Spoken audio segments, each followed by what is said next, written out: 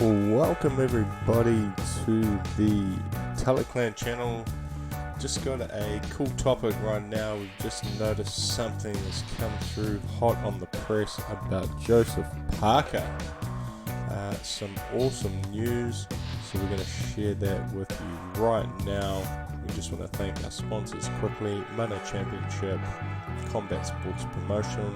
Check them out at manafc.com, and Boot It Fitness, the bootcamp in the box business. Start your own bootcamp business anywhere in the world.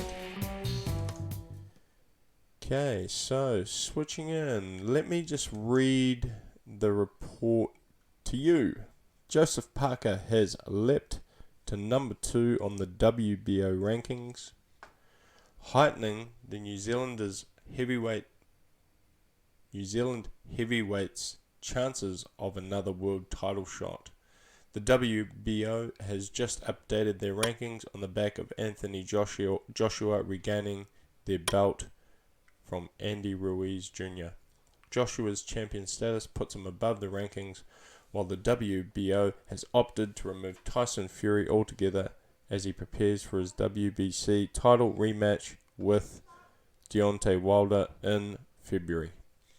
The result is that Parker, despite his inactivity, moves up 2 places from number 4 to number 2, nestled behind Ukraine's Alexander Usyk.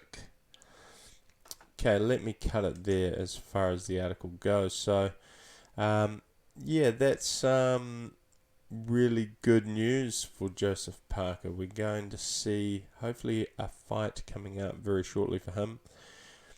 We did see him scheduled to fight Derek Chisora, but that fight was called off due to an injury to Joseph Parker. I believe he sustained a spider bite of all things, which was a little bit weird, but it happened. These things happen. The timing wasn't right. Now we have Joseph Parker will be coming back. Hopefully he fights probably a contender elimination fight against Usyk. I know Chisora is trying to get that fight. I believe Usyk's got a mandatory. Same with Dillian Whyte has his mandatory as well.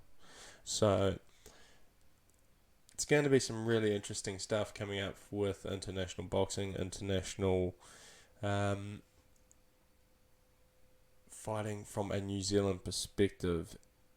It's been a while. It's been a while for Joseph Parker. He did lose the 2 fights over in the UK. He lost to Anthony Joshua, then he lost to Dillian Whyte. I still think that fight, after the head clash early, there's still a question mark over that. He was injured quite badly. He was then knocked to the canvas with a massive almighty hook. I remember that shot, which knocked Joseph Parker to the canvas, and I was immensely proud of him to see him actually get up from that shot. I think it was a shot that an Australian, who was that guy, that Australian, the big bald-headed Australian who was undefeated, he fought Dillian Whyte not long before that, and he didn't even move for minutes, after that shot.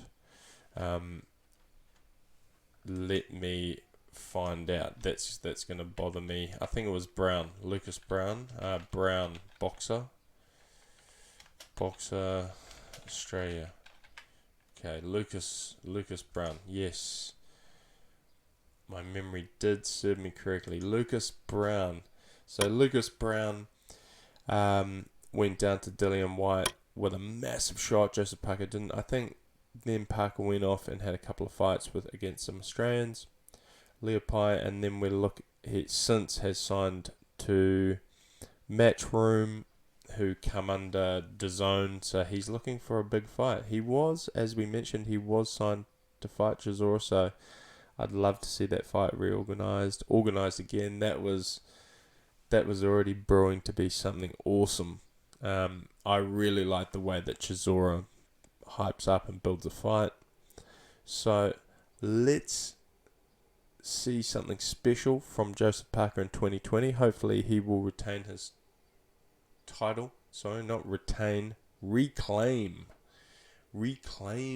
his title in 2020. That would be an awesome thing. Shot team, wrapping it up there. Once again, big shout out to our sponsors. Check them out. Subscribe to the channel. It'd be great to see you subscribing.